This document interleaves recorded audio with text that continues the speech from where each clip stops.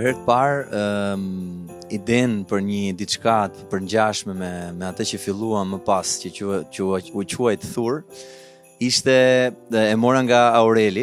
Ne patëm një takim me Aurel Duron, edhe ai po më shpjegonte se si ai kishte një vizion për ta mbushur Shqipërinë me këngë, lavdrimi dhe adhurimi. Dhe me krijime nga shumë njerëz, me krijime nga shumë të rinj shqiptar, dhe ju bashkova me njëherë sepse zemra ime rre për të njëjtën gjë, për krijimtarinë shqip, për këngë, lavdrimi dhe adhurimi të autentike të kësaj toke.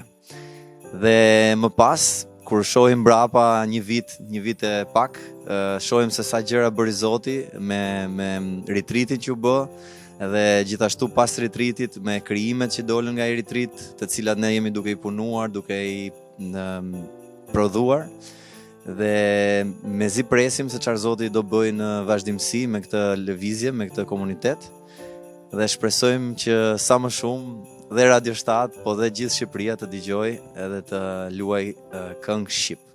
Kryesisht krishtlindjet që mbaj mend janë në Kish, në kishën që ishte brenda shkollës, ku jam shkolluar 5 vjet, që ishte shkollë drejtuar nga disa murgesha. Dhe ne gjithmonë fëmijët në periudhën e krishtlindjes ishim gati me këngët që na kishin mësuar për të kënduar, edhe ishin gjitha këngë gospel, amerikane, dhe gjithashtu dhe cakore si Gloria apo këngë të tjera për ardhin e Jezusit. Dhe për mua ka qenë gjithmonë moment i tillë, shumë magjik, shumë i bukur.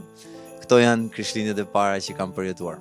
Jezusi erdhi në mesin e familjes tij, por gjithashtu në mesin e njerëzve që nuk e njihnin fare, njerëz të largët që se kishin besuar ndonjëherë që do takonin Mesian. Qofshim dhe ne të tillë, qofshim pranë familjeve tona, po gjithashtu pranë atyre që janë larg, edhe sidomos janë larg Perëndisë.